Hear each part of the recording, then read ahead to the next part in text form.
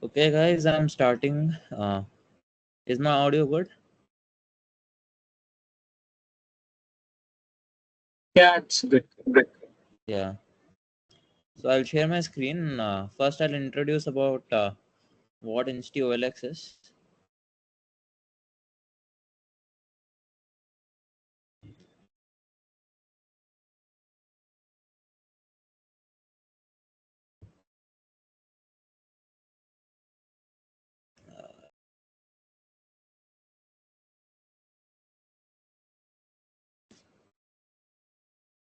Yeah. So basically, this is the site.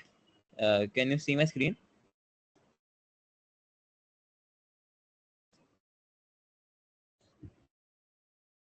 Uh, Yeah, it's visible. Brother. yeah. So yeah. So if we go at home, you can see the products here. Like we can list products, and we can buy them. Like this. This will be a thing. Like we can see the products information like this. We can. Rajat, I think we are only able to see that MS Team screen. And Oh, not able to see this. A minute.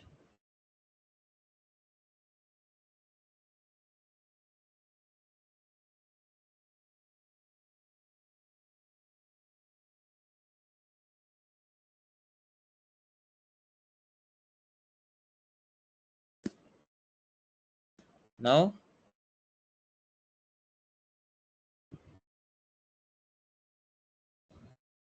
can you see the site? uh, no, I'm still seeing that MS Team screen only. What?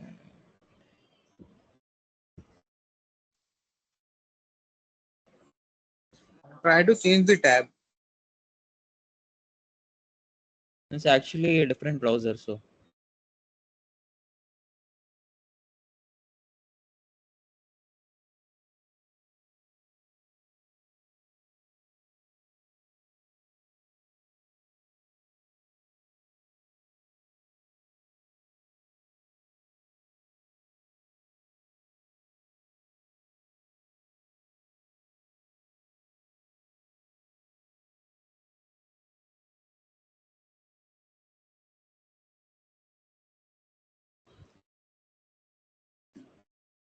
can you see many windows?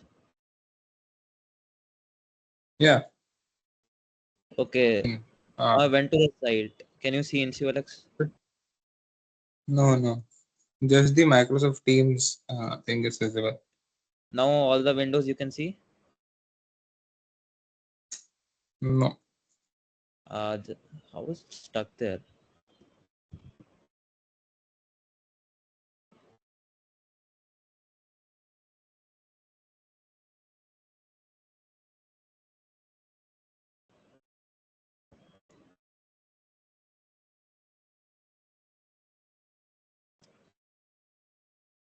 I'll rejoin once.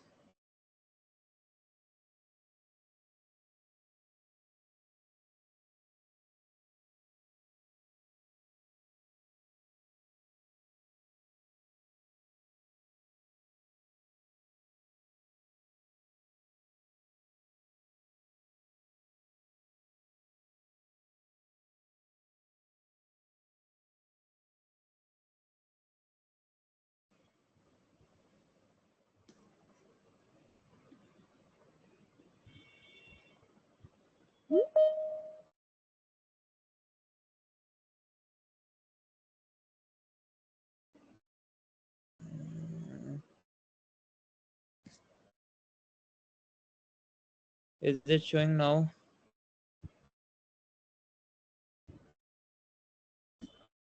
No, just your Microsoft Teams is visible. Uh, Try to change the tab. I mean, Or try to open VS Code or something. VS Code. Okay. We'll check if it's visible or not. Is VS Code visible? No. Just one screen is visible. Uh, can you share or something? I will share it with.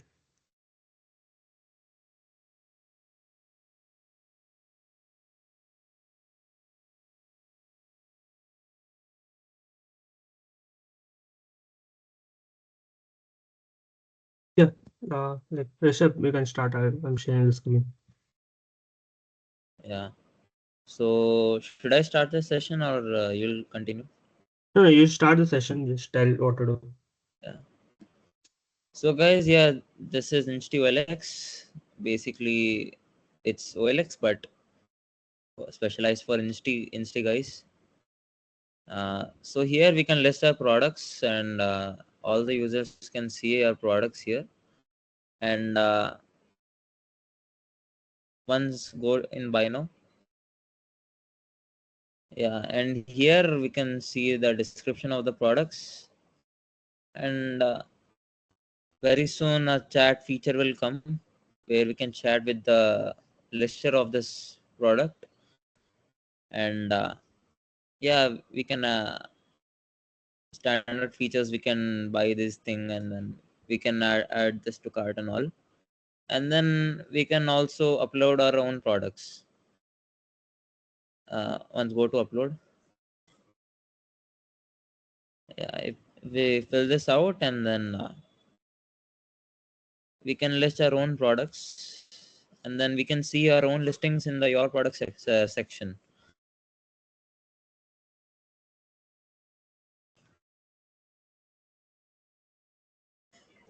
Yeah, and then we also have dark mode and light mode. Yeah, so UI is pretty good, and then yeah, this is pretty much it. And then yeah, we also have our authentication service, everything up and running. We can log in, log out, and then we can set up accounts. Yeah, basically the vision is we can list our used products, and then people can buy them who are in need of them. And soon a chat feature will also come where the buyer and the seller can communicate with each other. uh, yeah, that's pretty much it. Now Sagar and Nishant will take up the explanation of what were the components involved in the front end side, and then we'll take up the back end side.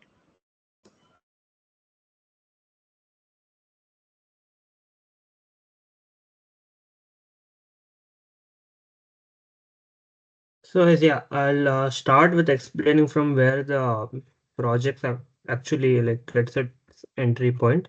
That is app.js. So what we are using here is called as React Router DOM. I think I've explained this in my session. So yeah, I just explained the JSX part initially. So first, the like we wrap the entire app inside something called as router, and in this like after this you can like mention the components which you are like having consistently across different pages, and then under routes we'll just list out multiple routes. So first route would be sign up, and then next is login. Sign up and login is something that everyone can access.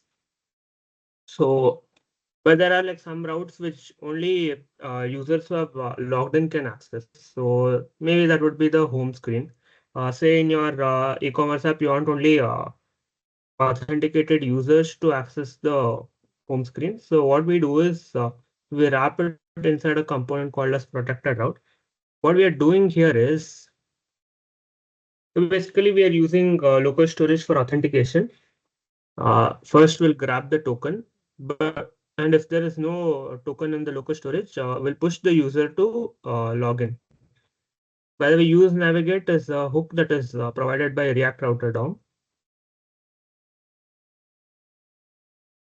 Then basically, yeah, we are just returning the things, starting with navbar. Again, navbar is something that you would constantly have in every route, and then footer, and then outlet.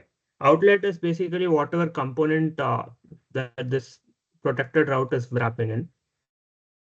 In this case, it would be the home component.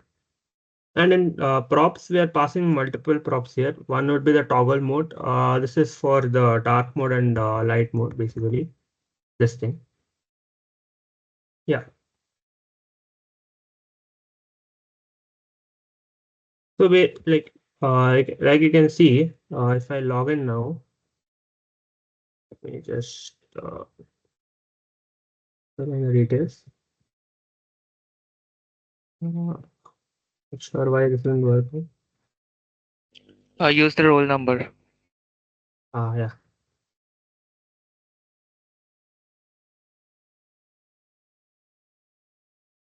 So yeah, once the login is successful, it redirects us into the home page. I'll show you the logic for that now. So basically, this is the login component. What it does is, yeah. So whenever starting with the HTML, it's pretty big because the UI is little clean. All in all, there are like not much. First, let me just log out. So yeah, this login is just heading here, and this button would be to toggle the light mode and dark mode. And we are obviously passing the toggle mode through props here, as you can see. Then going ahead, there is this form with roll number and password. So the user has to fill in his roll number and password. And like whenever these things aren't satisfied, basically the length should be 8. It should not be less than that. Uh, the rule in our institute is like every roll number is having the length of 8. So we hard coded that. And then there will be password. So you can see one feature here is this. So basically when I'm typing my password, and if I click this, I'm able to see my password. So what we are doing here is, I'll tell you. So this I over here is what is like ensuring that functionality. So whenever we're clicking that, we're just setting the type of the password input field to a normal text. Yeah. So yeah, you can see if password is shown, we are just keeping the input type to text. Otherwise, it is type password. So yeah, you can see the dots. Otherwise, it is normal text. And then again, there's the submit button. Like we don't have to pass an on-click function here since it is a form. And below we just have this section where if you don't have an account, you can sign up. Now since I already have account, I'll just log in. So what happened in that time is, yeah, whenever the form is submitted, this function is gonna run. So what we are gonna do is we hit a backend route to like check if the user is existing, and then we get the data back. So if there is any error, we just show that error as a pop-up over here. You might have seen like below the nav bar. And if it is successful, we just tell login is successful, and we store the JWT token in our local storage. And then we push the user to the home page basically. Similarly, I'll explain the sign up route. Yeah.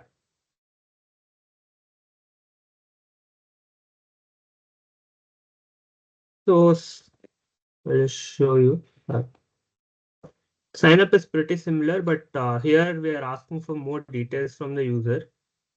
Like again, starting with email, roll number, username, password, and we're just asking to confirm the password. I'll show you how this works internally.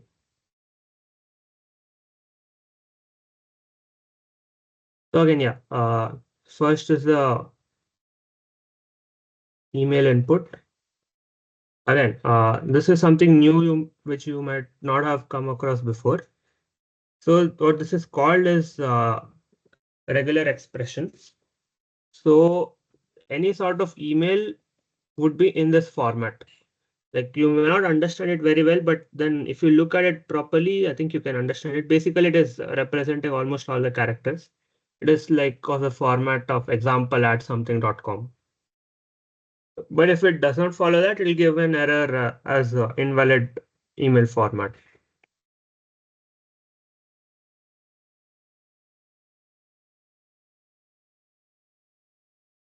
Then like going ahead, username, again, pretty simple. Here, just like before, we are ensuring the length is only 8.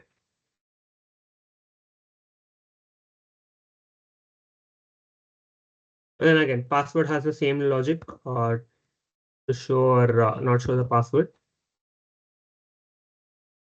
Exactly like this. Like we're just toggling password shown state.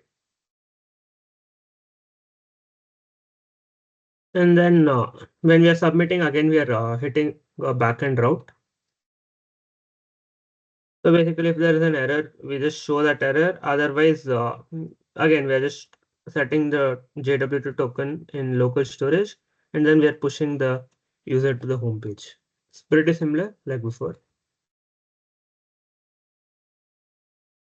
And again,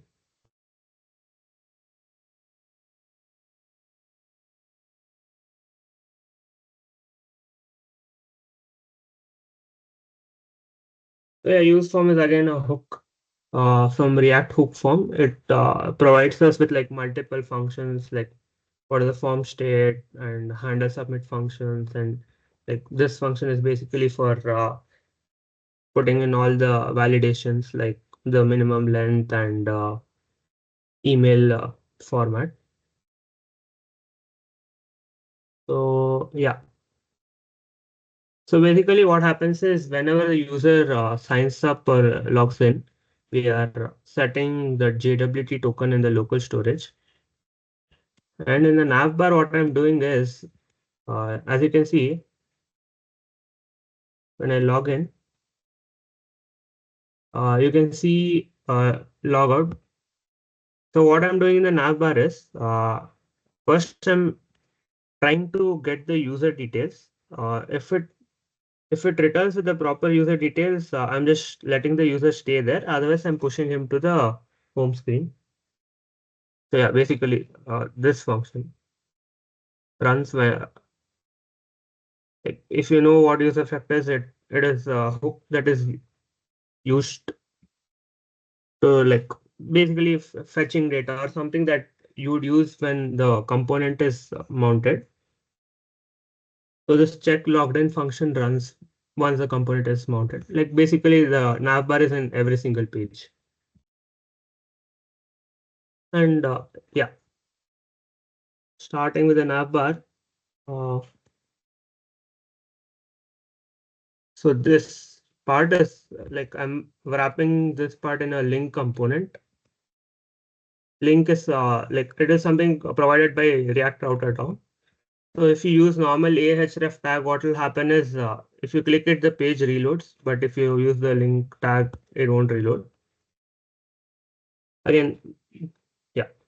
So this is something called as conditional rendering. So if a user isn't logged in, what I want to do is uh, I don't want to show like allow him to access the upload or your products page. So I'm not showing him. So what this ensures is only if the user is logged in, these two things will be shown. It's basically this and this button.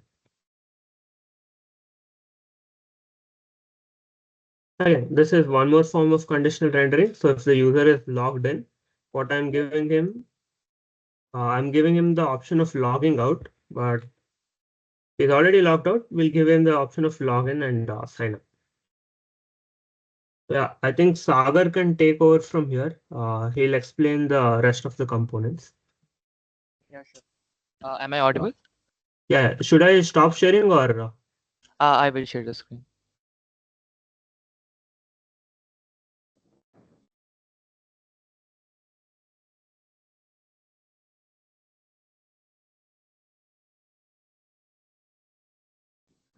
Is my screen visible?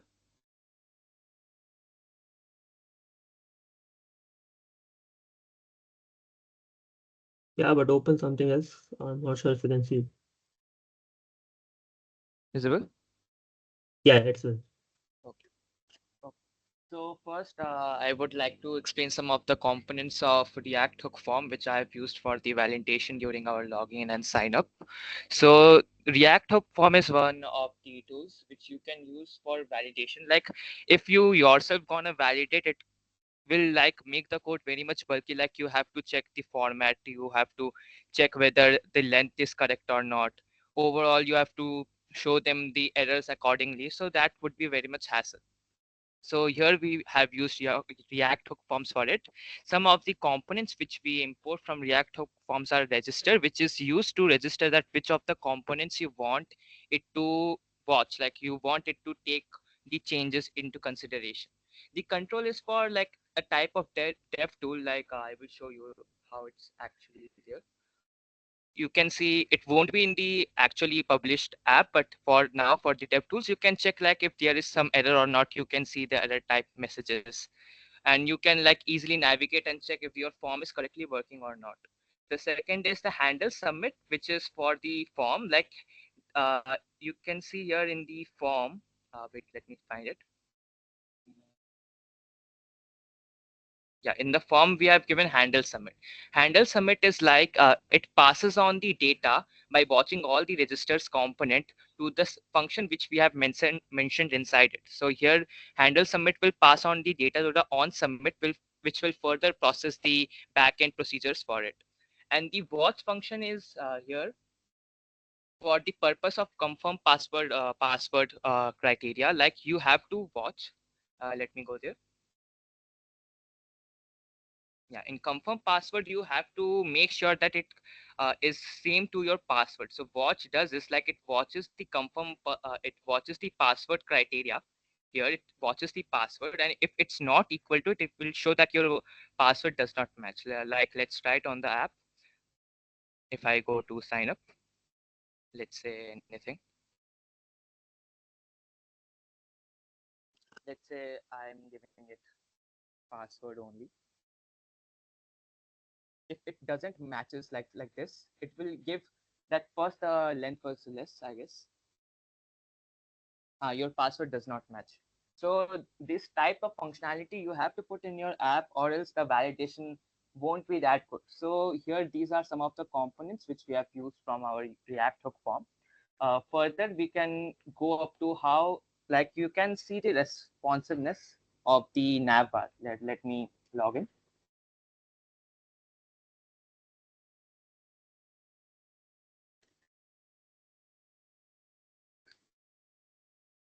Okay. So if we change the screen, you can see all the options which were present here are not visible here. But if I click on the nav bar, I'm getting all the options here. So how to do these kinds of responsiveness? As while making the app, you have to take consideration of the different sizes of windows which the user can have in their respective devices. So as you can see, it's like this, and if it gets smaller, it automatically get compact in this nav bar button. And the nav bar icon also changes as it opens, and if we press the close button, it goes back. So let's look at the navbar component here. Good. First, let me go to this one.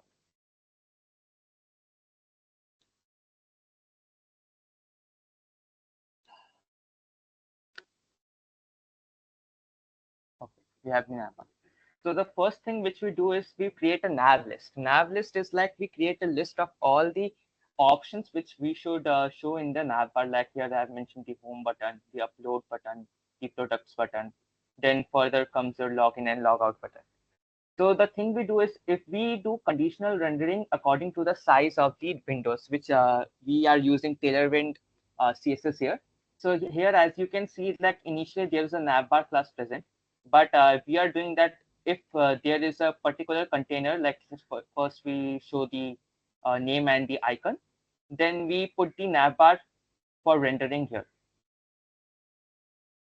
I guess it's here. So here we have put hidden in case it's less than LG. LG is particular size criteria, which is 1024 pixel width. So if our window is equal to 1024 pixel width or more than it, it would be hidden, or else sorry, it would be shown, or else it would be hidden.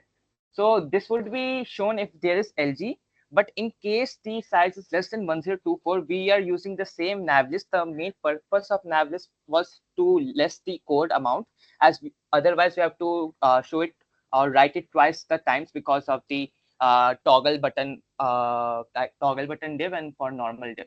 So here we have make a particular open nav state, which checks whether the nav bar should be open or not, and which takes in consideration of the window size here, as you can see. So it taking consideration of window size, and if the open nav is clicked, like there is a button which changes the state of the open nav. Let me see it. Yeah, here you can see set open nav to not open nav, which will reverse the Boolean state of it. And that's why you can see here that if I'm clicking it, it's opening the nav bar, and this is changing to cross according to the conditions. And if you are clicking it again, it will reversing the Boolean state, and it's taking back the your nav bar up. So further we can see here is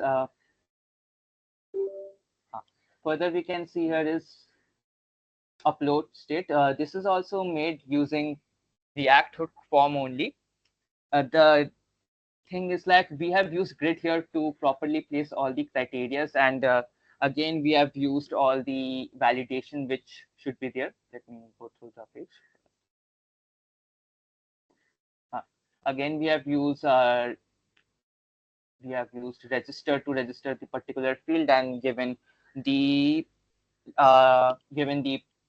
validation which we need. One more thing I forgot to mention is there is another component which we take from the React hook form, which is called the error component. Like from the from state which we are taking from use from, we take the error function. This error function is, it gives the respective error, the message we are mentioning in the register to it returns, basically returns a object containing the register name and the error message which corresponding error message. So the thing we are doing is error dot name. If we are taking, like, we have registered this component as name and we want to show the error there, so we first do conditional rendering here, like it's saying if error dot name question mark, if there is an message error message there, it will render that, else it won't render that. That's why you can see that during, if I choose submit, we can see the errors here. And if we particularly fill that particular field with the criteria which are needed, it will automatically get away. So you can also use dev tools to check all this, like if it's correct or not, like it's showing that particular error and message it has. Okay, further on, we have used input file type as file to file inputs of the images. Then we can go to the your product. In your product, let it load.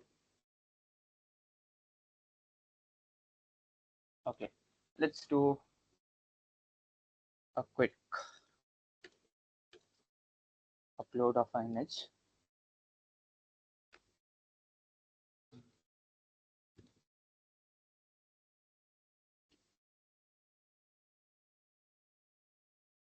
As you can see, if you are uploading an image, the upload button automatically gets disabled.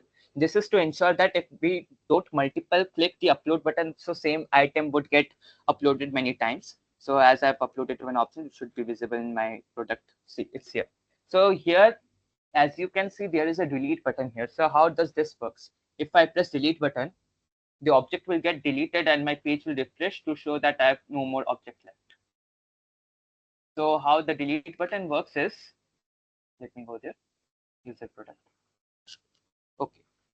First thing is, like, as we are rendering the all the list using the map function inside this, like product.map, we are fetching the product from the backend and we are mapping all the object which the user has uploaded. In this, we have done is we have given a local storage to get the product details and its product ID. And there is a route in the backend in which if we give a particular product ID, it will get deleted. So as there we are storing the product ID in the local storage, we can go above and use this product ID to delete the product using going to particular using the delete function, delete gateway of the backend, and give the product ID to delete it. And the thing is that we have to refresh the page so that the useState function will again render and show us the newly updated list of the products which the user has. So that would be your product. I don't have currently any products left. So I guess Rajat and Rishabh can explain the backend now.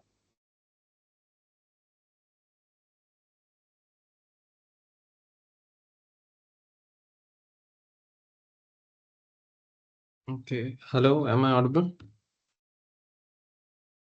Yeah, you're audible. Okay. So before going to the backend part, I would like to explain a few terms to all you guys. Let me go.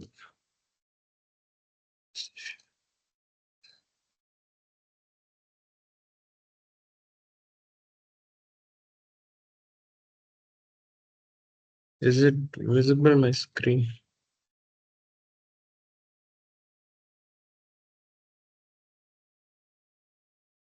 Yeah, it's visible.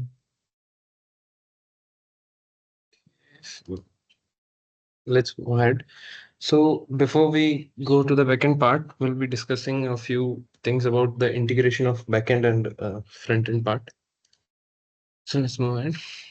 So first of all, how the things were done in the past times and how are they being done now? So in the old days, we used to have a server which used to render static pages. What do you mean by static pages is which do not have any dynamic data, any data that changes frequently. For example, you could say the stock prices. They fluctuate very frequently and the data needs to be updated regularly. So that's an example of a dynamic page. And the reverse is if you don't have any dynamic data on the page, you can serve that directly as a static page. So this is what used to happen in the old times. But now, as the for the modern times, the web apps have grown so much that there's almost every web app that uses dynamic data nowadays. So we have divided the whole website development part into two things, the front end and the back end part. And we also have separate engineers for them nowadays. So we'll be integrating both of them today. So yeah, let's start with that. So these are few learnings from the session you'll be getting from this. So what is an API and how does it work? So first of all, API stands for Application Programming Interface. That's just a very jargonish full form for that. Let's just focus on the concept, what it does. So think of API as a dockyard. If you guys know what a dockyard is, the place where the cargo ships are getting loaded with the goods. So think of it like that. There you have various docking stations where each cargo ship, I don't know what you say in their language. Suppose it gets parked over there and the goods are loaded to it. So the same is with the API. An API is just like the dockyard. It has various endpoints. By endpoints, I mean there are various URLs that are defined to get a specific type of data from that server. So in the similar fashion, you have various endpoints from an API. You will hit those endpoints or you will go to the URL. The server will validate all your credentials or whatever the headers that you have sent with the request, and it will give you back the data according to that, according to the whatever endpoint you have hit. So this is it to know here. In API, each endpoint is a specific URL, as I said, to which you make requests. This is what we will be discussing further to get the specific data from the server. So this is what I've told you. It's just like a dockyard.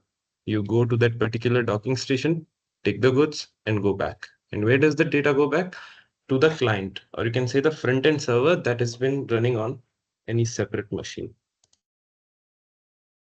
Moving on. Yeah, so this is the architecture, how it works. So usually in the web apps for the modern times, what we have is we have a client and a server. Both of these are separate entities. The server is basically running on some machine out there on any cloud provider. You could say it could be AWS, it could be GCP, or any one of your choice.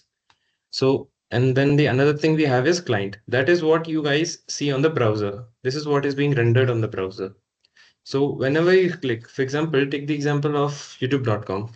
You go to a video, You click the like button, and that video is added to your liked videos. So what happens over there is, just as you click the like button, there is a request that is made to the YouTube server that is being hosted somewhere in America. I don't know where it is.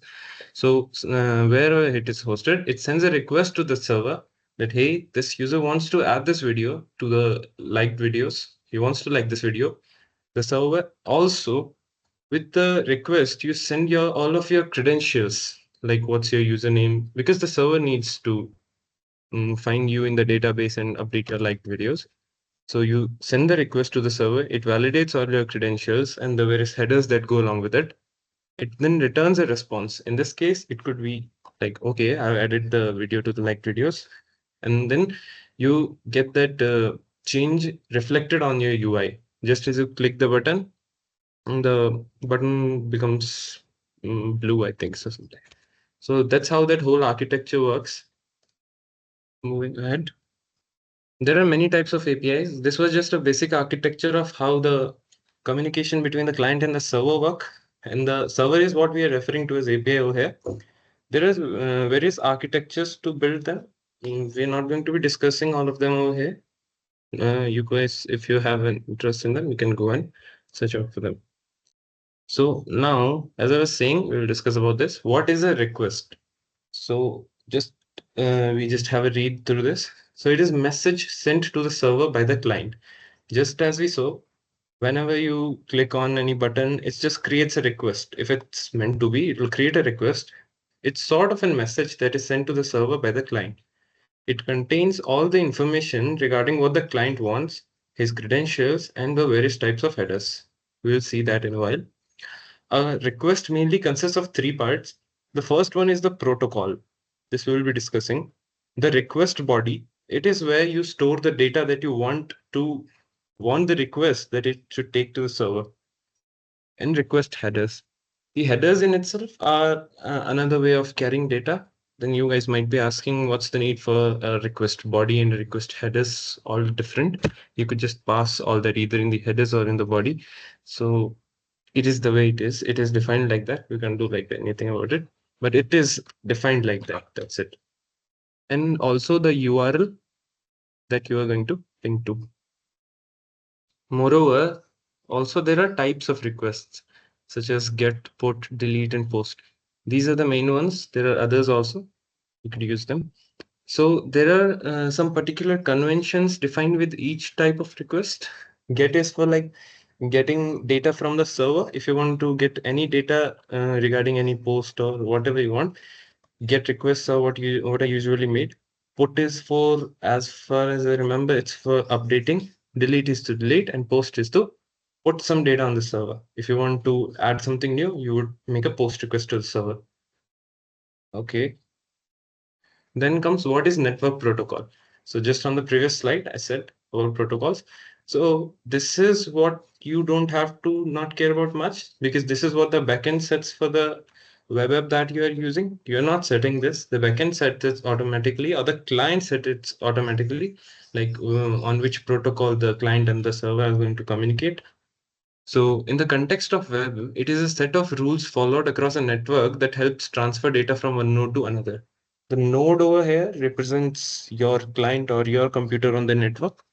So it is basically just a set of rules which defines as to how you should communicate, how the nodes or the machines on that network should communicate with each other. So there are various types of them. Some of them are HTTP, HTTPS. This you might have seen in the URL part of uh, whatever website you go. So HTTP stands for Hypertext Transfer Protocol. That's not important.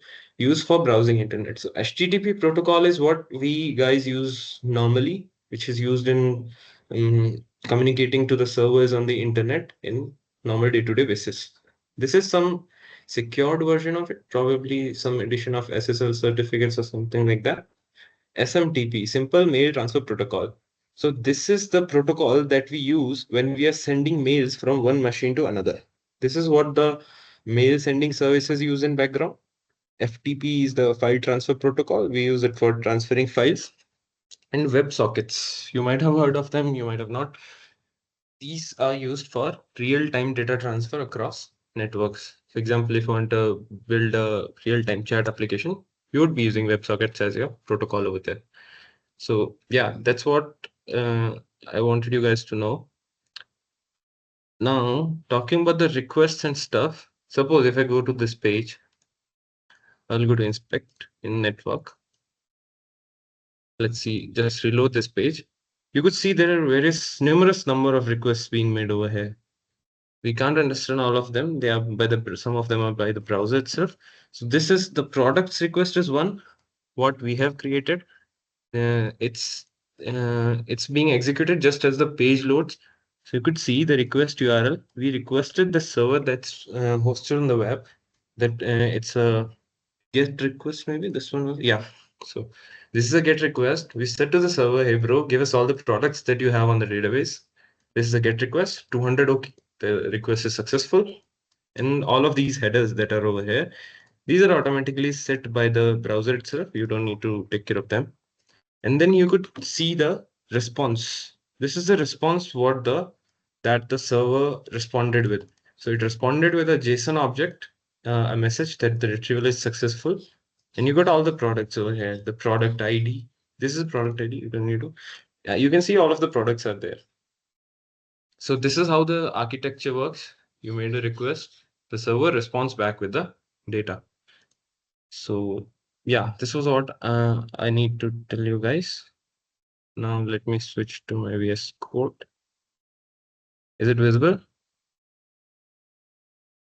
I guess you have shared the Chrome's window only.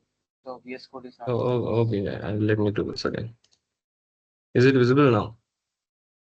Yeah, it's visible. Okay. So this is the server that we are. It might be running in the background. Where is my cursor? I can see it. So this is the server file that we have created. One more thing, if you guys notice over here, you could see it's a .ts file, which means it's a TypeScript file. So TypeScript is yet another language developed by Microsoft. It just adds a type safety to your JavaScript files, because JavaScript is a loosely typed language, so it just creates problem when the apps are in the production environment. When they scale, it creates problem with there. So it's just there for type safety. So this is the server file that we have wrote for the NCLX part. So we'll be going through routes one by one. So this is the WebSocket that we are initializing over here. This is what Rajat will explain to you guys. So this is the port number. So this is the port number on which this server file will be running. If you guys have, I think Express was there, so you guys know what these things are.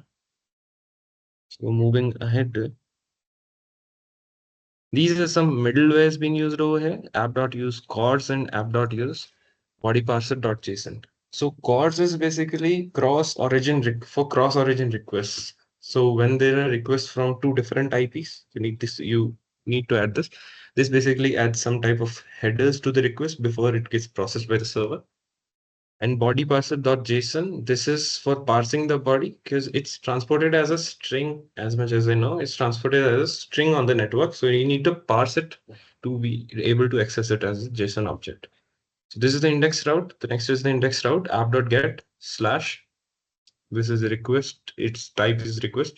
So as you can see the parameters over here, request and response, and colon, this is kept request. Sorry, request and response. So these are basically the types that the request and response variable are going to be of these types. This is what TypeScript lets you define. You may not find it useful over there and find it just X lines of code, but it's useful when the application scales. So this is the index route. It just says that you send response send server running. If you go to that route, it will send you that. Next, we have the sign up. So as you guys know from the Express class, app.post, it just means that it's a post request from the whoever is making that request. It needs to be a post request. So then we go to the sign up / sign up route. This is basically the docking station that I was talking about out there. This is the dockyard. This is the docking station or an endpoint over here. We go to the / sign up. And then what we're doing is we extract the username, password, email, and roll number from request.body. We are sending these things in the body from the request that STLX is making. Maybe I could show you guys, but I need to again stop sharing this. Okay, we'll do that afterwards. Let's continue over here first. So this is a salt rounds. This is something which is which is for encryption. So this is because whenever you are creating an account on any website or something, they don't store your password as plain text. It is stored in hashes. So that's what is being done over here. We are using the bcrypt library over here. It was yeah, here it is. Constant hash password string. This is the type string. We'll await for bcrypt dot hash as it returns a promise over there. So we'll await for it, and this finally hashes the password, and then we are using Prisma as an ORM. Okay, so I forgot to tell about that. Using Prisma as an ORM, this is basically Prisma. You can take off it as now. It just helps us to interact with the database. So you can see the syntax, constant user await prisma.user.create. So it will create a user in the database with the password being the hash password. Okay. Moving ahead, we will see if that user exists. So this prisma.user.create will return a promise to you. And in turn, when the promise is resolved, it will return you the user object that is created on the database. So we are checking next that if the user exists, what you're going to do is you're going to create a token for the user. This will help us in making requests on the client side. When you're routing through the client application, it will help over there. So we're creating a token over there, jwt.sign. JWT is yet another library, just JSON Web Tokens. This is a library that we use to sort of sign the token. It's not hashing or encrypting, it's just signing. It can be decoded by anyone. So don't confuse it with those things. So we'll just sign the token. It will just create a random long string, which could be decoded by anyone. The string would, and when decoded, that string would give you the data user ID and user.id. And the secret key that we have defined over here, it's WebOps 2024 over here. This is the secret key we are using to sign it. So with the help of this secret key, you could again verify if the token is valid or not. So then we will say that then we'll send response.status 200, which means send a status of 200 to the client and also send a message user created successfully and send the token. Sorry for that. And if there's a if there's an error creating that user, you could just say there's a server error and can send the error to the client so we can debug it. So this is what the process of creating a user on database looks like. And now what will happen next is we have sent the token from here, right? So the client will store the token on the local storage part of your browser from where it could be accessed multiple times to see if you're logged in or not. Whenever you log out, that token will be deleted from there. And then we have the sign in part. So the same thing, we'll get the roll number and password from the body. So actually what is here is that roll number is defined as a unique identifier for you in the database schema. I think Rajat will be taking explaining that. So constant user, we get the user from the database, prisma.user.find unique. It will find a unique entry. We'll pass the roll number, which is the unique identifier for that user, and we'll get the user. We'll check if the user exists. We'll do all these things, all the try block. Else, what we'll say that there's no user with this username. You may go to the sign up page and create one.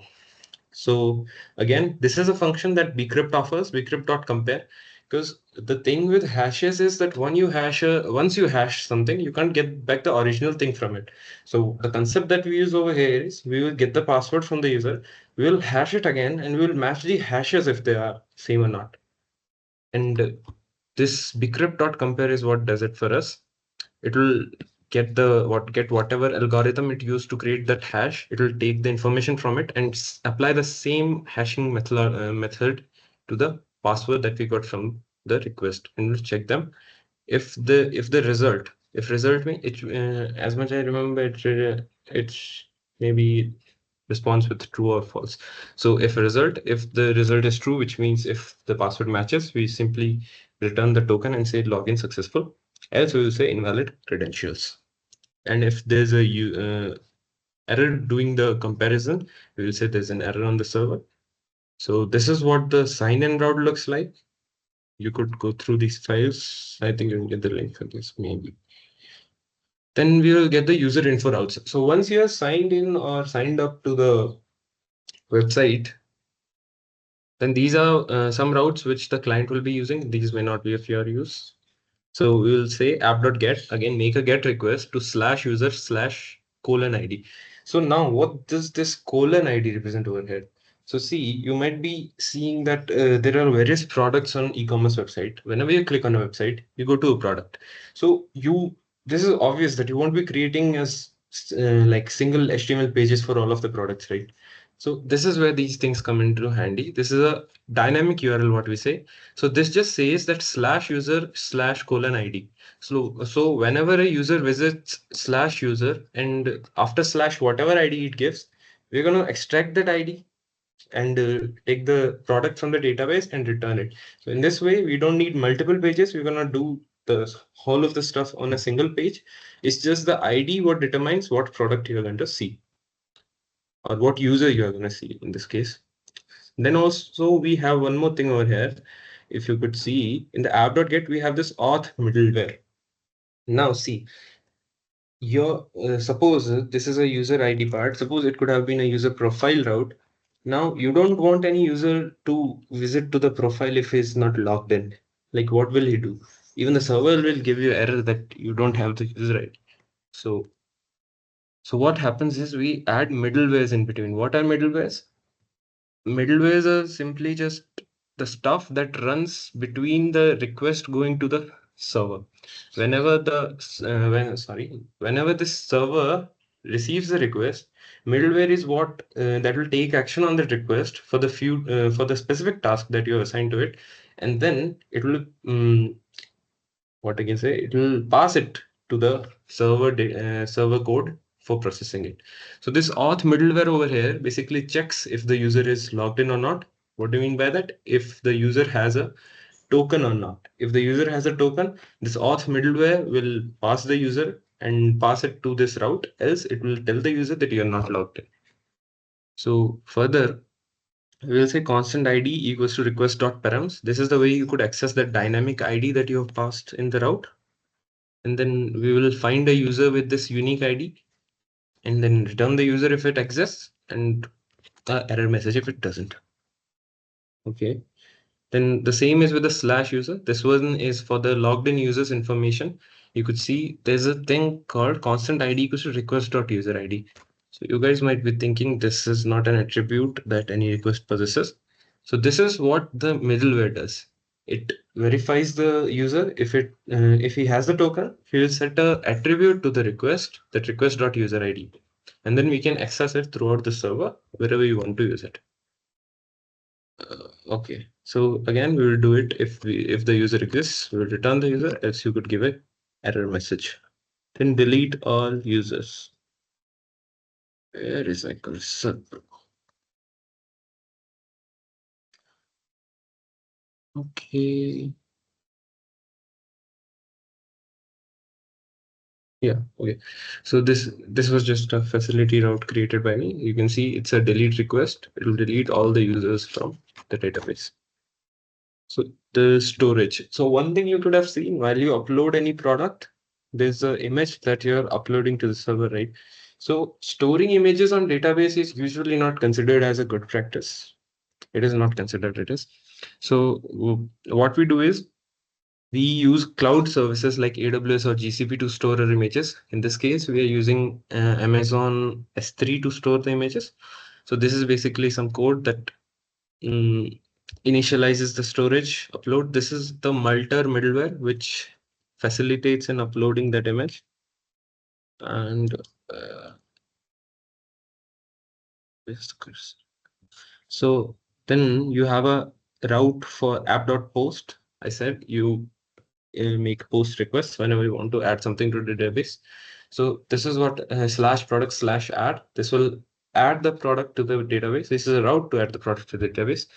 The auth middleware, it will check if the user is logged in or not. You won't want any random user to add something to a database. So then we have upload.single image. This is a middleware which processes any file that is being sent with the request. Then we have the same express syntax. We'll say constant product data is request.body. Then we have image, which can be accessed by the file attribute of the request. So we got the request.file. This random image name is a function that we created because we need some unique ID to identify the image on the S3 bucket. Then these are some parameters. I've defined the object. I will pass it to the Prisma file. Okay, so these are not them. These are parameters for the bucket. Okay, so this is some bucket configuration from constant params, this one, the const command. And up to this point, you would have uploaded your S3 image to the S3. These are some library functions that they provide, that Amazon provides to interact with the S3 bucket. And then is the main part where we are creating the product in the database. So constant product, it is going to be of a product type. Now you will be thinking, how does the VS Code know what is product type or whatever it is? So this is what we define at the top of the file. Let me show you. So there you could see, this is what TypeScript allows you. This is the interface. Interface, you can basically think of it as a type. This is a custom type that you have defined for a product. So it's going to contain these things. You can see the types for each attribute. So this is where it is defined, and we are using it over here. So we are saying constant product equals to it's going to be a product type. We're passing all the data that needs to be passed, and then we are waiting for Prisma to create it. Yeah, awaiting that it returns a promise, and then we will say rest.json status 200 code, and we'll say product added successfully, or else you could give an error message if that fails. This route / products is what gives you all the products from the database. And we have got app.get products for user. This is a route to get the products that the current user has submitted to the database. You would want the user to see what all products he have added to the database. So this might have something new to learn. Let me see, where's the cursor again? Yeah, okay, it's okay. So we have the products user. So now this is what functionality some Prisma provides you. This is actually related to SQL. Prisma is what makes it easy to or makes it readable for people. So constant products, we say prisma.product.find many, find all the products where the user ID is the request.user ID. Request.user ID is what the auth middleware sets over here. So we are using that. So we are looking for products where user ID is equal to the request.user ID, the logged in user. And we are also going to include user true. So this is some database thing. This include user true is basically going to get, basically going to give us the relation that is being created with the user. So this will give us that particular user who created the product. In this case, it will give logged in user itself. And yeah, we'll also get the images. So this is some code that gets the images that was stored on S3. This gets them from there and replaces the image part. As we saw, we have an image attribute over here, which is set to image name. So over here, we just store the name of the image because that is the unique identifier that we're going to use to get that image from the S3 bucket. So now what we'll do, we'll const URL equals to, this is some method that the library provides. We're going to get the image URL from the S3 database, and we are going to replace that over here. We're replacing the image. We spread the whole product. This 3 dots means you want to spread whole of that object, or you can also use it with array. The image attribute, we changed it to URL. So this image attribute that is being sent to the client now will contain the URL instead of the image name. So yeah, this comes and goes with the client. Then we have the same thing, returning the status and the products. Delete all products. This was again a facility route. If you want to delete a product with a particular ID, this is the route. This is the process how it goes. You get the constant ID, dynamic ID from the route. And then you will await the promise. And if after deleting, it will send a message, deleted successfully, else you could give a error. Get. So this is to get a product with a particular ID. Suppose you click on a product, that product actually over there on the client side contains a ID associated with it. So whenever you click on it, The request that is being made to the server contains that ID so that the server can identify it from the database and give it back to you. So this is what the request.params we got. Then we got the product from the database, find unique. The unique one you can find with the product ID sent to you and include the user true. This will basically also give you the relation that is created among the product and user. This is some database stuff you guys need to know. And then we will say product found and return the product with it. This is just a JSON object, a message and a product. This was it with respect to the functionalities. This WebSocket part is what we have not implemented it yet completely. We're going to do that. So this is what Rajat is going to take from here. So yeah.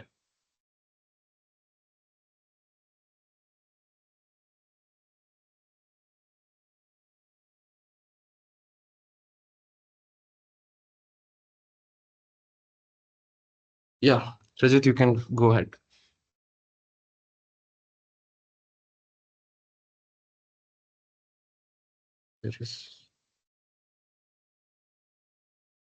Someone please give Rajat access to unmute his mic. He's not here, I think. Okay. Yeah, now I can unmute. Yeah, I just joined natively. Let's see if I can still share my screen. Can you hear my voice too? Yeah. Yeah, you are audible. Yeah. And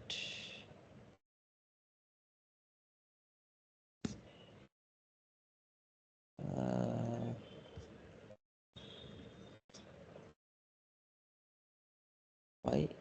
What happened?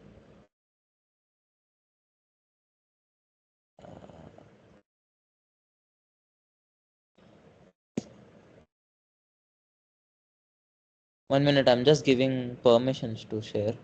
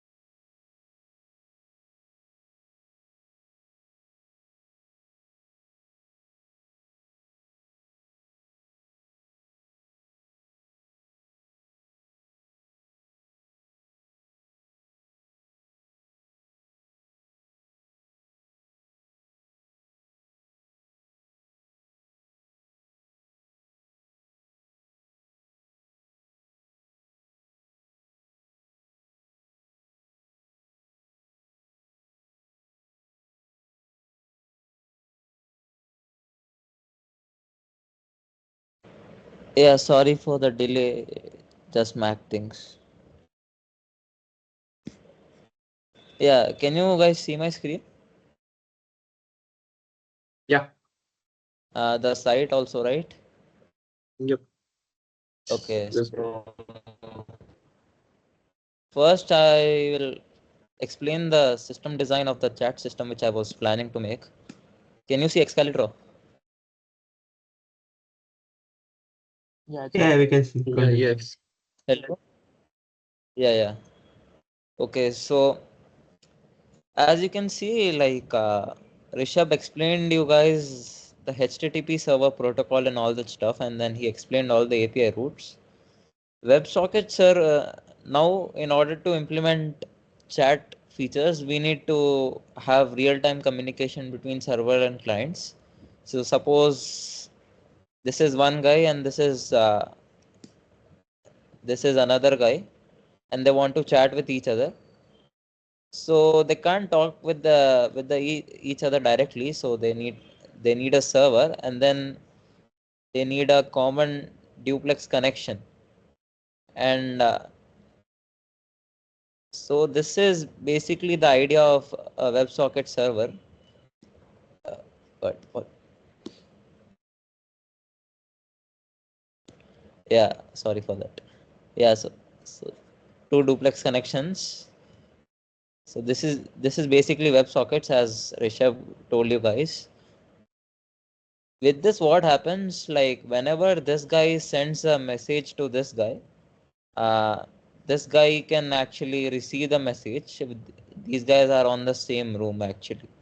So like this server has a lot of chat rooms.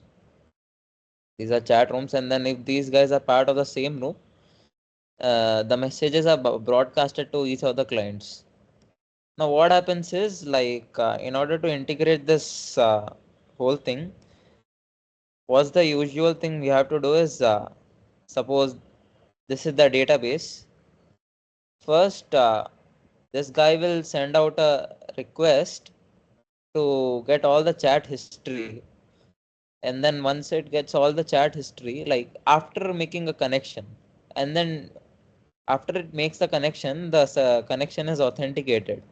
The connection is authenticated, we get the room ID and everything, and then we can. So if some other guy sends any message on this particular room, suppose these guys, suppose this guy is a part of this room, and then this guys are part of this room. If any message like goes, so like this thing is like broadcasted here to every participant here. But before that, we need to get all the chat history, and then we'll store that in a state variable like chat history. Suppose here we'll have two state variables, chat history and then new messages. And then after that we'll render them, like by mapping them. So this is an array, both are arrays, right? So like we'll like map them, like we'll do this. Well, first we'll chat history dot map, and then uh, okay, this thing doesn't move. Okay, I'll just type here chat history dot map, and then we'll map the divs like this with the message here, and then after that we'll map the new messages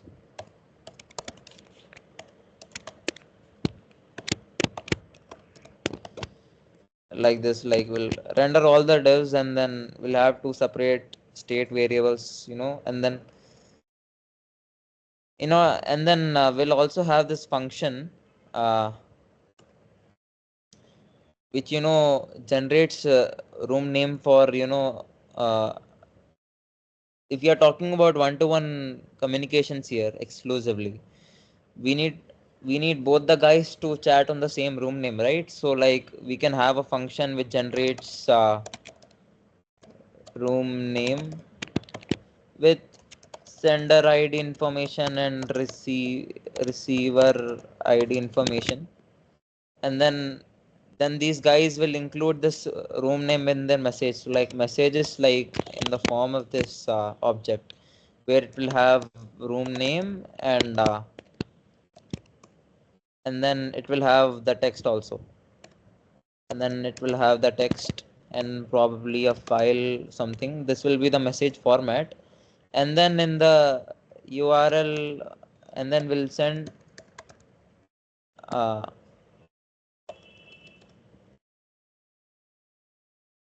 then we'll send cookie say we'll send jwt tokens to the server, right? We'll send all of this to the server, to this room name, and then yeah, so we'll send all of this to the room name. Let me show you some code real quick. Okay, so yeah, can you guys see visual studio VS code? Yeah, we can see. Yeah. So this right here, normally when you start an Express server, you always include this line, right? Actually, turns out you get an object returned from this line, which is of data type server, which is provided by the HTTP protocol, and then you build a WebSocket server on top of it. For this to happen, we get this dependency. We get this dependency so that this is possible. And then once a WebSocket server is uh, what happened? Okay. Yeah.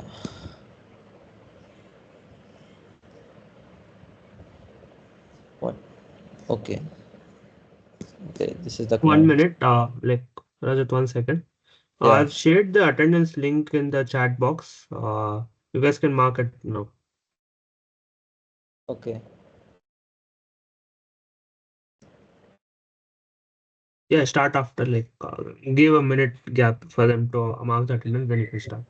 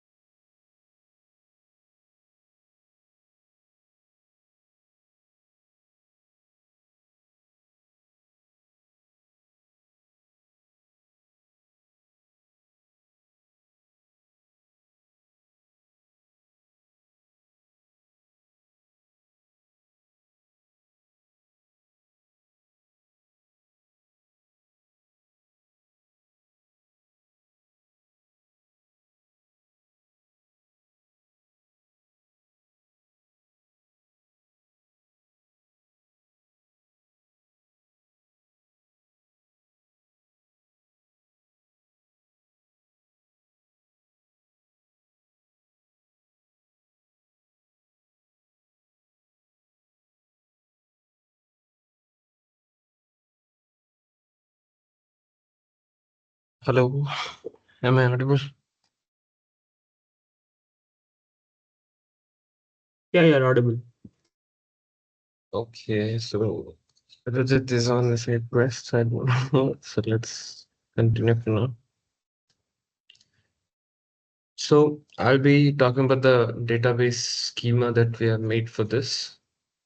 So Prisma is the ORM that we're using here. What is an ORM? ORM basically stands for Object Relational Mapping.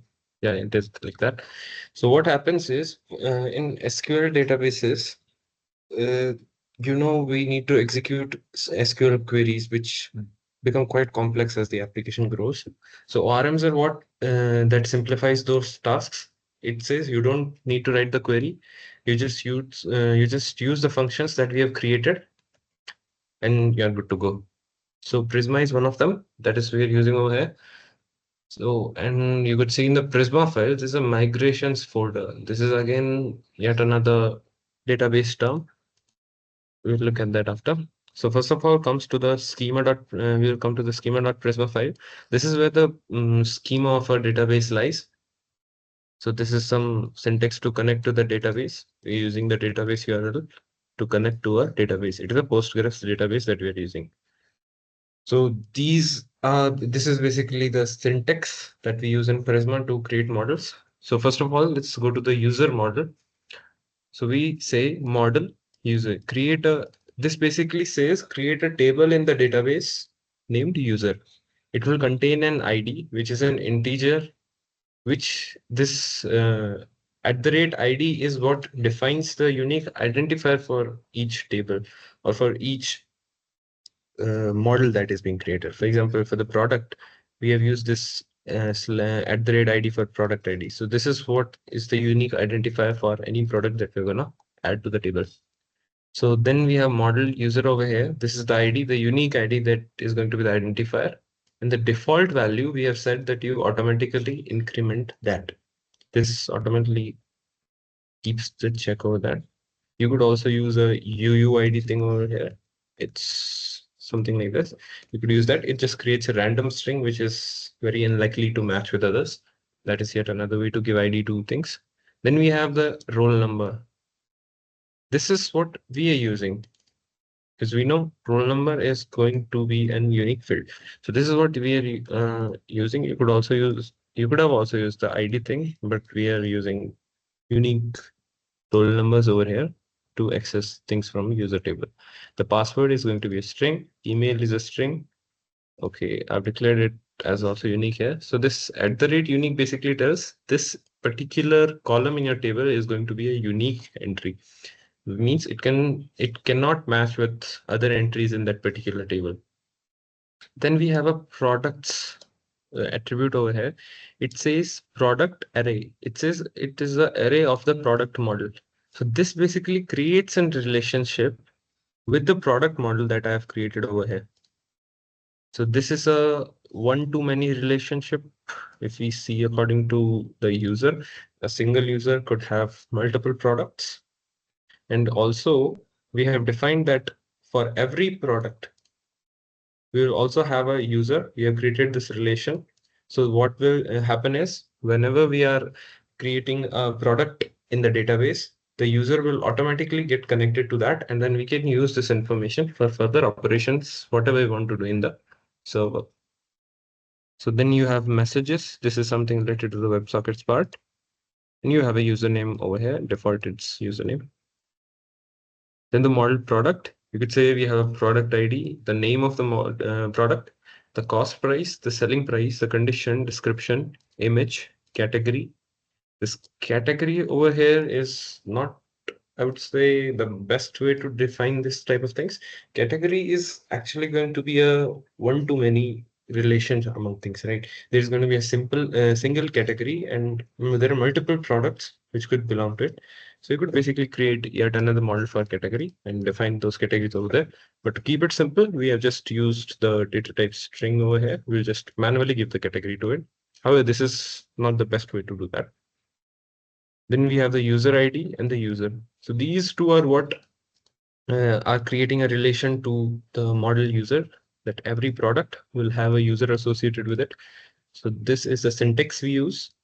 We will say that the user ID field is what we are going to use to create a relation to the user, and it will reference to the ID of the user over here, this field. So this is some syntax that we use to create relations. This is some database concepts you need to know. Then we have the model message over here. This is yet another some WebSocket stuff. Still, you could see the database schema for it. Messages, it contains ID, it contains a text, it contains the sender ID, and the room name. Because you need all this information, like which room you need to send the message, what's the ID of the sender, who's the sender. This is again like creating a relation to the user that has sent it. So yeah, that's it. And yep, that's it with the data space schema. And I think we're done. Yeah, I think it's done. Okay, let me go through the middleware ones also. That thing was left. So we have this auth middleware.ts. This exports this middleware. This exports it. Yeah. So that this file exports a default function auth middleware, which is being used by the server to check if that particular user that is trying to request to the server is authenticated or not. So that's just a console block. You can comment it out. We got the Prisma client over here. I don't think we need it over here. Okay, it's just randomly put over here. So we got the header. It's going to be a string. So what we do is we are passing the token that we have stored. Okay, let me show that to you. This is screen visible.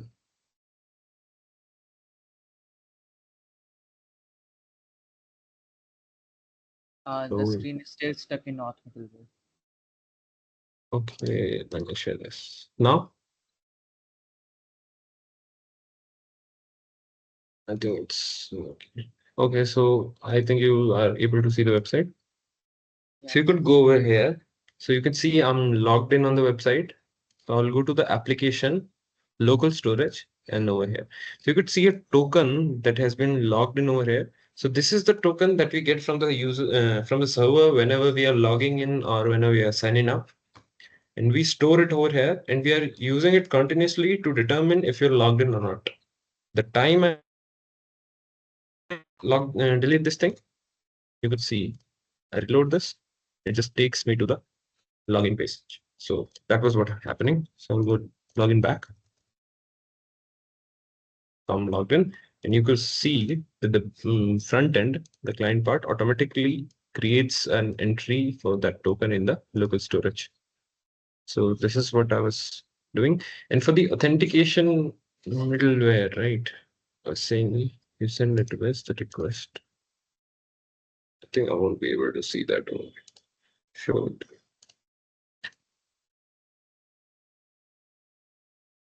Maybe in the front end part, let me see 1 second. Source page.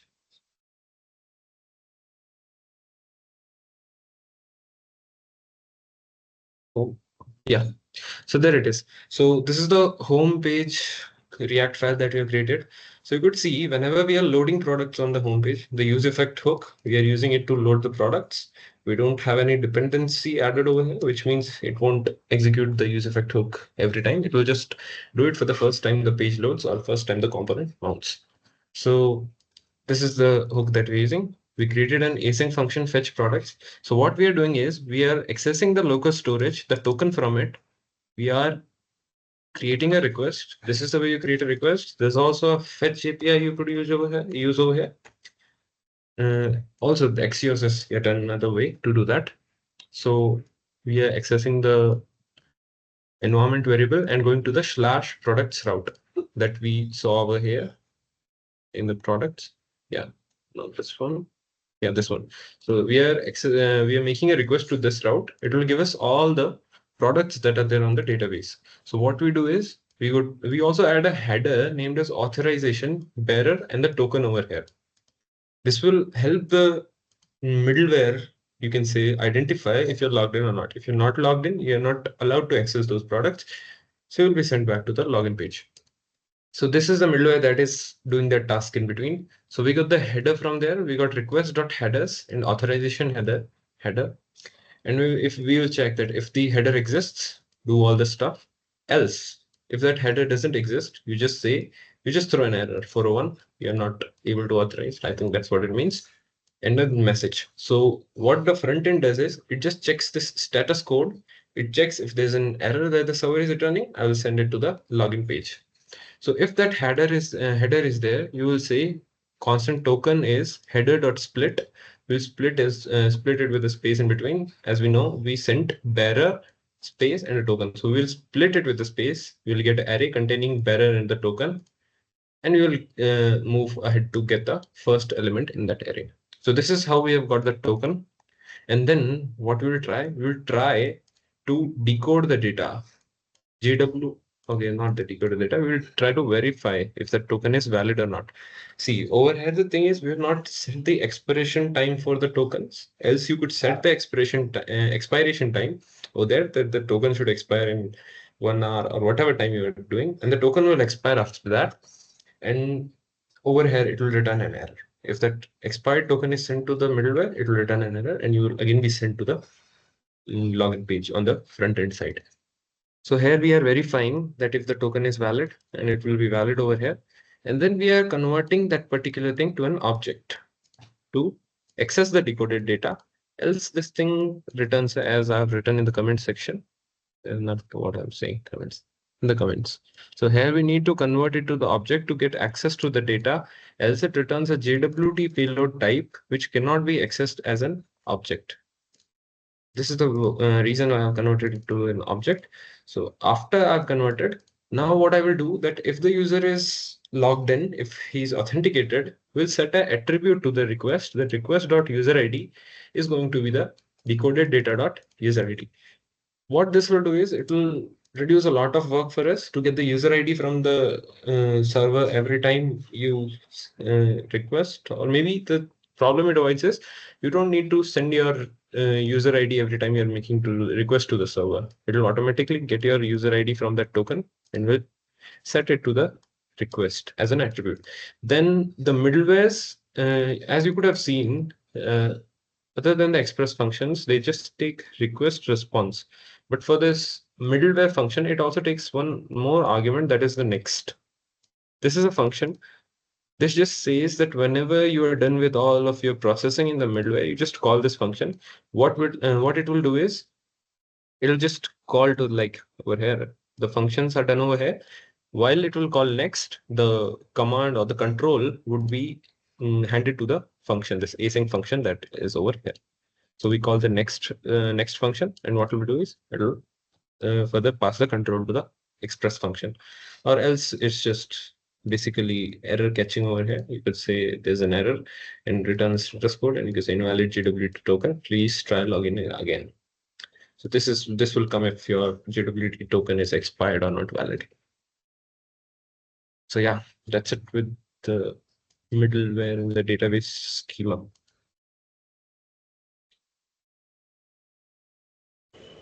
Okay, I can take it on from here.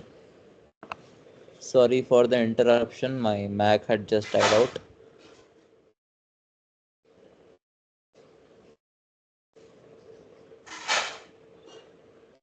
Okay, can you see my screen?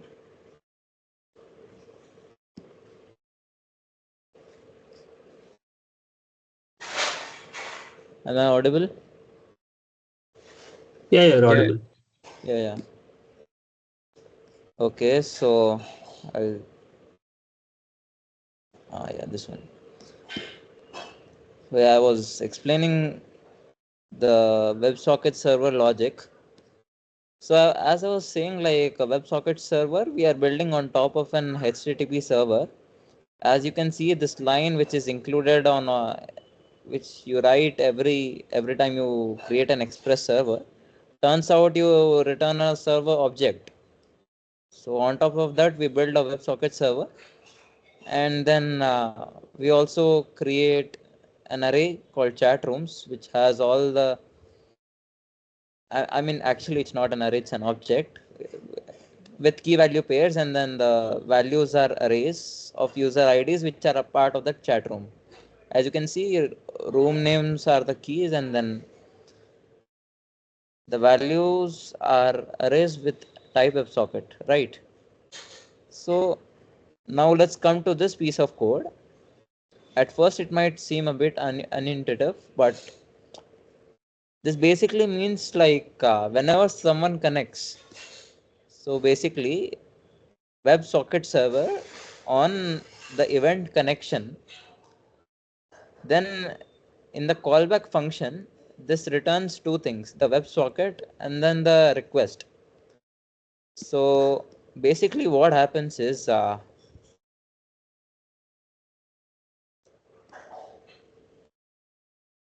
this is the client and this is the server. So first there's an HTTP handshake,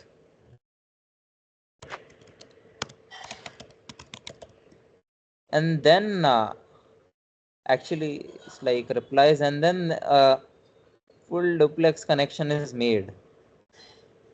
So when this connection happens, this is represented by on connection, and the second thing which we get, the request, this is basically included in this HTTP handshake. This has the, because of this we get the request param in callback, and then in this we can access various things. We can access cookies and headers, but one thing, we cannot change the headers after the connection is made. So because of this HTTP handshake, we can authenticate the connection, and then we can attach that uh, to the WebSocket parameter as suppose we get user ID, so we can attach that ID to websocket.id or something like this. When I go here,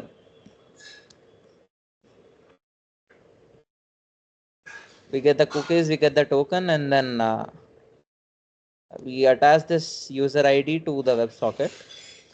This is not fully error proof, we have to still test it, but this is the basic idea. Uh, and then whenever the WebSocket sends the message, so this is the event on message, this is the WebSocket which represents the client, and this is the WebSocket server. A huge difference. WebSocket server handles all the connections, and this handles one client's connection. That connection, say we are identifying the client, so then we get the message, we JSON pass the message, but from client we send it in a string format. Remember, message only has binary or string things, right? So from message we get the room name and text, and then based on the room name, uh, if there's no one in the room, we create the room, and then we push the connection in the room, right? We push the connection in the room, and then after this, okay,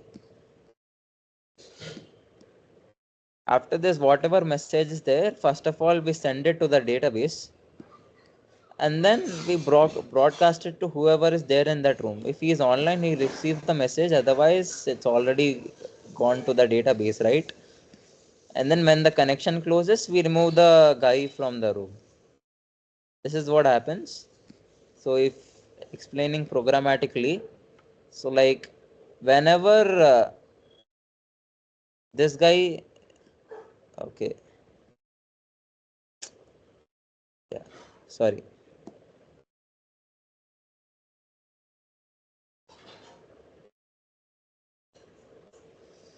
okay, yeah,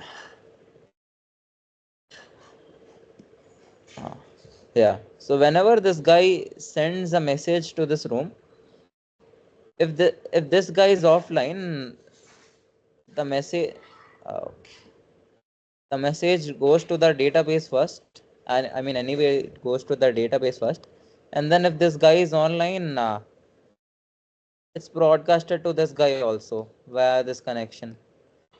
And then whenever this guy wants to come to this conversation again, it first fetches the history to the chat history variable, and then whenever it receives new messages, it comes in this new messages variable, and then yeah, that's what happens. Now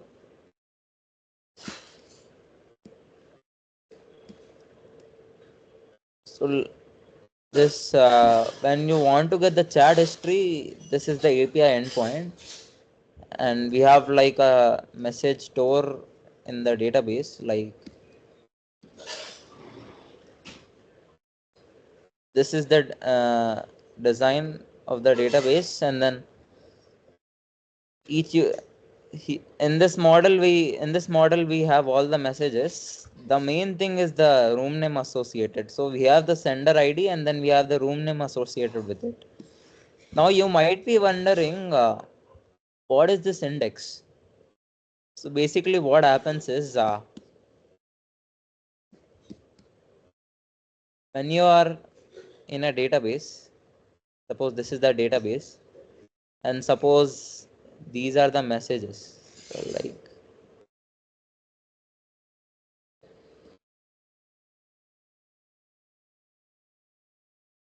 okay, suppose these are the messages.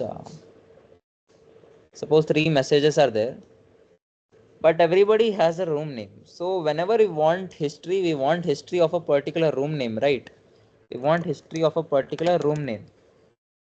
But and then every message has a property room name. So instead of searching linearly on every message, instead of searching linearly every message, we can create an index of room name. We are basically, when you guys will study indexing, we are creating a index of room name,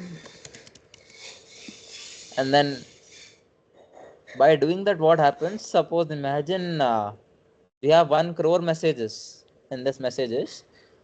Normally, if we search linearly, it will take 1 crore proportional time. But if we use an index, it uses something called a binary tree. And then because of that, the complexity reduces to O of log n. So that's the benefit of using an index. And yeah, this is how you create a proper chat system. Of course, the front end has still yet to be made, but yeah, this is the basic idea of the front end and the back end part, how you can make a chat system. Okay.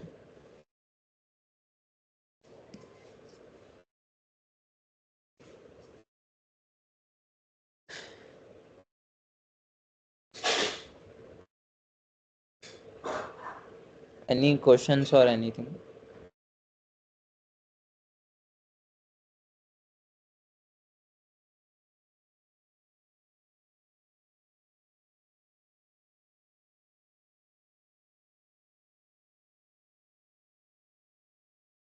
Rishabh, did you tell about the task?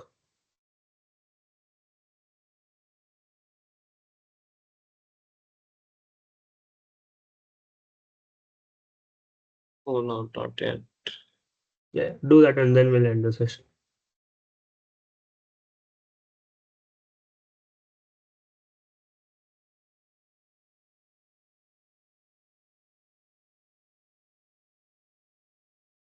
I think I can send that after the session, maybe. Like, is it simple? If it needs explaining, then you can explain. Otherwise, fine.